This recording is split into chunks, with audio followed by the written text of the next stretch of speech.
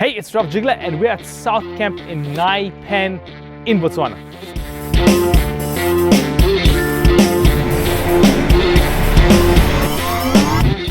South Camp is about 105 kilometers northwest of the town of Gweta, and that's about a 2-hour drive and a bit. Although it's only 105 kilometers, 40 kilometers that is quite deep sand, so it takes at least 2 hours to get here from Gweta. Because of the deep sand and because it can get quite slick here when it rains, a 4-wheel drive is required. If you're towing, you also need an off-road trailer or caravan, whatever your preference is. It is relatively thick sand from time to time, so you need a bit of pulling power as well to get through that. There's no electricity and there's no lighting. There's also no water taps on the campsites. You will, however, find a braai with a nice grid on it, as well as a concrete fire pit. The campsite we're on has very little shade. However, choosing your campsite is pretty much a season-specific thing. So if you're in the wet season like we are, then you want one of the latter campsites, 7, 8, 9, thereabouts. There isn't a lot of shade on these campsites, but they're on relatively high ground. The well-shaded campsites, which are campsites 3, 4, 5, are well shaded. However, when it rains, they get completely flooded as well. So for the dry season, you want to be in those campsites because they're nice and shady. However, in the wet, you want to be in these campsites. The campsites 3, 4, and 5 get completely flooded in water. You cannot set up a tent there. And even if you set up a rooftop tent, you're going to be sloshing around in water to do anything. So not advisable for the wet season.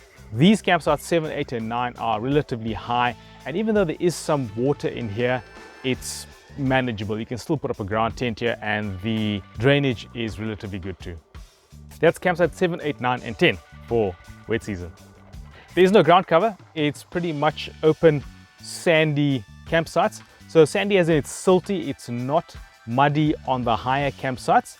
In the lower campsites, it is quite a bit of mud that settles there when it gets rainy. However, I can imagine in the dry season, that's not an issue. The sites are relatively large. It's, I would say, about 15 by 20 meters is the size of our campsite, maybe a bit bigger than that actually. So you can easily fit a couple of cars and tents here. We've put in our car as well as, well, it's got the rooftop tent up, but we've got a really nice awning up here, and we're taking up about maybe a third of the campsite, maybe even less. Campsites are quite well spaced from each other. However, there isn't a lot of barricade between the campsites. They're clearly demarcated. It's clear which campsite is which campsite, but you can see your neighbors and your neighbors can see you. So it's not secluded, but it is well separated. Except maybe campsite 10, which is on the other side of the road, which is pretty much on its own. There are 2 ablution blocks servicing the campsites, and these have hot water and cold water. The hot water is from a solar geyser system. There's also lighting at night, and that's also fed from a solar system. The ablutions are fenced with spikes to keep the elephants away, of course, and they have showers, toilets, and basins, and there's also a wash-up facility for your cutlery and crockery, etc. The wash-up area only has cold water. I don't know if the water is potable. We haven't asked about that, but we always bring our own water with us. Purchaseables. Not much. There is a kiosk on the site. You can get some basic drinks and snacks there. Water. They have ice, but it's not ice in a packet or ice in cubes. It's pretty much just frozen bottles of water. Also note, depending on when you're here, they may not have that much water available. This park, like many of the Botswana national parks, is a relatively long drive from supply centers, so they do have supply constraints. There's no fuel on this site or anywhere within the park. The nearest place that you can fill up is Gweta. You can get wood at the main entrance, so you've got to buy your wood when you drive into the park. Although there isn't any cell phone signal, you can pay by card at the office reception and kiosk. Gate times are 5:30 a.m. to 7 p.m. in the summer, which is the time that we are here. Campsites are well kept, ablutions are cleaned every single day. The guys come around and clean out your fire pit every day. So far, campsites are very well managed. The braai place is in good working order. The ablutions are in good working order. No complaints. Do note though, that when it floods, there isn't really a secondary plan. So when we got here and the site had flooded, there were a couple of people that just had to go and camp on the side of the road, so to speak, or near the ablution facilities or whatever the case is. So there isn't really a backup plan for that, and yeah, I suppose that is what it is. Activities wise, this is basically a national park, so wildlife is what you're coming here for, and you can do a number of wildlife drives. There is quite a bit of wildlife. If you come here after it's rained, and we unfortunately have just arrived here after the first major rains, it's a bit more difficult to see wildlife because they're well spread out, because there's water all over in the bush. However, there is quite a bit of wildlife to see as well, so that's the main thing. Other than that, it's pretty much sitting in your site and relaxing and maybe doing some birding in the site as well. This is an unfenced campsite like most of the campsites in the Botswana national parks. There are lion here, we have heard them, some people have seen them. It is an unfenced campsite. If you're coming here in the rainy season, it can get flooded quite quickly after a downpour, and you've got to stay on the roads. If you go off the roads, there's a good chance you'll get stuck in the slick, muddy patches that are off the roads.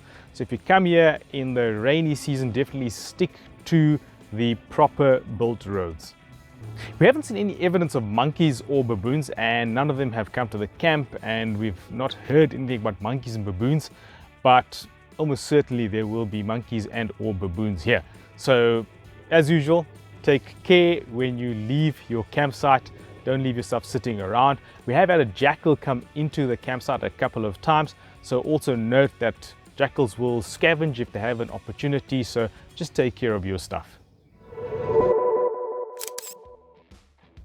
What type of camper is this for? It's pretty easy camping. You've of course got to have a four-wheel drive to get you and to move around. There's no electricity and there's no water available, and there's very little shade on the campsites that we are on, but it's relatively easy camping. You've got to bring, I think, all your stuff with you that you need for camping when you get here, but you don't need any special setup. Be cognizant, of course, that if you come here when it's raining, it's a little bit more difficult. So, quick recap. What's here? Fire pit, braai, depending on which site you are, shade or no shade. Ablution facilities with showers, basins, and toilets. A wash-up area as well. Hot and cold water. No hot water at the wash-up areas though. And there's a small kiosk as well with very basic supplies. And that kiosk is at the camp reception, which is about 1.6 kilometers from the South Camp site itself. So it's not really an easy walk. You've actually got to drive there. What's not here? No fence, no lights, no electricity, and no cell phone signal. And if it rains when you're in campsite 3, 4, and 5, then there is no hope either. So would I recommend it? I think certainly if you're the type of person that likes to camp under these conditions, and also because it is a really nice park, it's a nice drive to go around. We've come here at an unfortunate time in terms of the rain, but that's been an adventure in itself, and we still have seen a bit of wildlife, but not very much. I think if you come here at the right time of year, it will be fantastic. And like I say, you've got to be the right type of person for this, realizing that if you're going to camp here, there's no electricity, there's no lighting, there's no water, etc., etc. So you've got to come here prepared.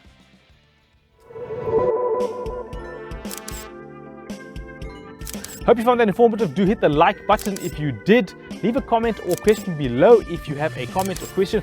Always good to hear back from you guys. And also if you have a question, I'd love to answer that if I have the information available. Also, if you want to support the channel, then there's a link to buy me a coffee below, or hit the super thanks. And until the next episode, go everywhere, see everything, have a great time.